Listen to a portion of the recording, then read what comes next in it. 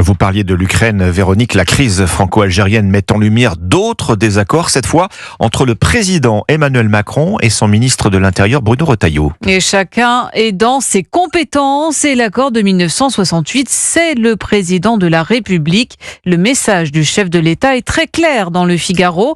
Sans les citer, Emmanuel Macron désavoue le Premier ministre François Bayrou et le ministre de l'Intérieur qui menace l'Algérie de revoir les accords de 1968. Alexandre Chauveau.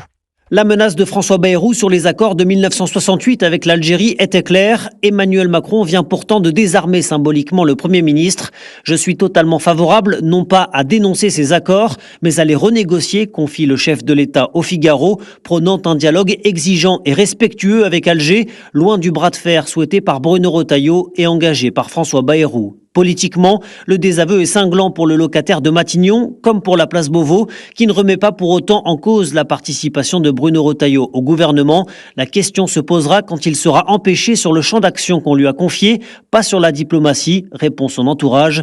Reste que le coup est dur à encaisser et que le Rassemblement national accentue la pression. Si Bruno Retailleau ne dépose pas sa démission dans la soirée, le peuple français saura à quoi s'en tenir, réagissait hier soir la députée RN Laure Lavalette. Le ministère de l'Intérieur revendique, lui, une vraie liberté de parole dans un environnement politique contraint par l'absence de majorité. Alexandre Chauveau pour Europe 1.